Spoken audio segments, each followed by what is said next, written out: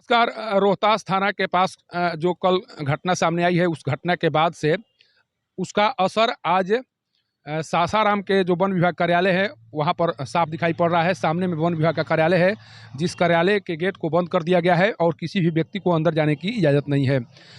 जो सुरक्षाकर्मी हैं उनसे जब पूछा गया तो उनका कहना है कि जो डीएफओ हैं उनके आदेश पर ये ताला जड़ा गया है और किसी भी व्यक्ति को अंदर आने की इजाज़त नहीं है। सोचिए कि जो कल घटना सामने आई है, उसके अनुसार पुलिस और जो नागाटोली के ग्रामीण हैं उनके बीच जमकर झड़प हुई है। कई वाहनों के शीशे भी तोड़ दिए गए हैं और वहां पर घटना स्थल पर एसपी और डीएम को जाना पड़ा। घटना के बारे में जो जानकारी सामने आ रही है, उसके अनुसार 2 दिन पहले नागाटोली की रहने वाली एक महिला घर से किसी कार्य के लिए निकली थी, लेकिन उसका शव शुक्रवार को बरामद हुआ और जैसे ही शव बरामद हुआ उसके बाद से नागाटोली के ग्रामीण उग्र हो उठे और शव को रोहतास थाना के पास रखकर उनके द्वारा जमकर हंगामा किया गया।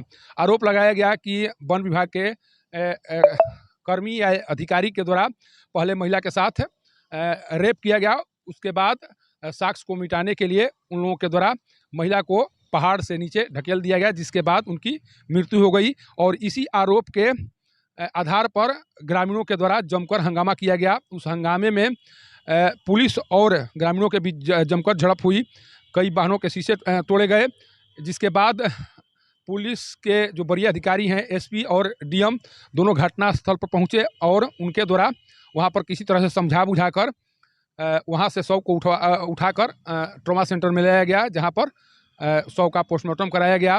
सोचिए कि किस तरह से वहाँ के लोगों में गुस्सा था और उस गुस्से का शिकार शायद वहाँ के रेंजर भी हुए हैं, उन्हें भी चोट लगी है। लेकिन जिस तरह से आरोप लगाए जा रहे हैं उस आरोप में सच्चाई है, तो ये मानना पड़ेगा कि कहीं न कहीं वन विभाग के कर्मियों के द्वारा जिस तरह से कार्य किया जा रहा है, उस कार्य का असर जो रोहतास का पर्यटन विभाग है उस पर पड़ेगा। कारण कि ये घटना रोहतास किला से महज कुछ ही दूरी पर सामने आई है।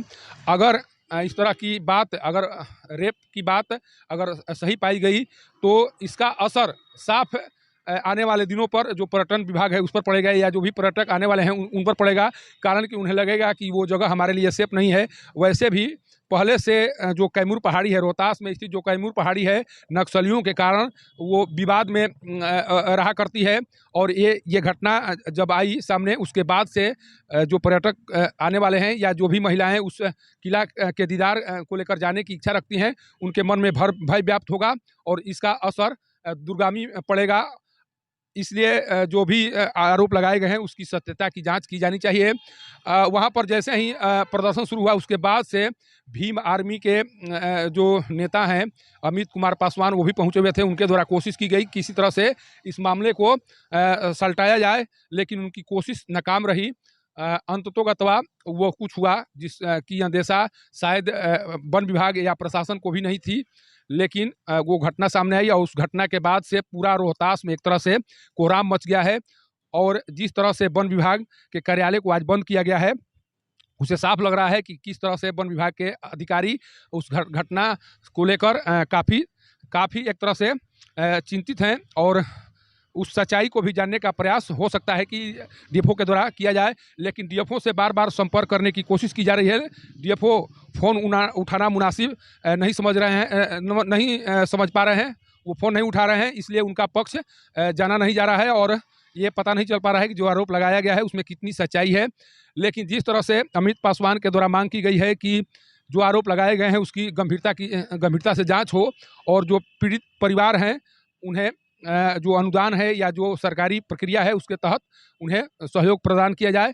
लेकिन देखना यह होगा कि जिस तरह से वन विभाग के अधिकारी चुप्पी साधे हुए हैं और जिस तरह से घटना में आरोप लगाए जा रहे हैं, घटना को लेकर आरोप लगाए जा रहे हैं, उस सत्यता की जांच कैसे होती है और क्या कुछ निकल कर सामने आता है।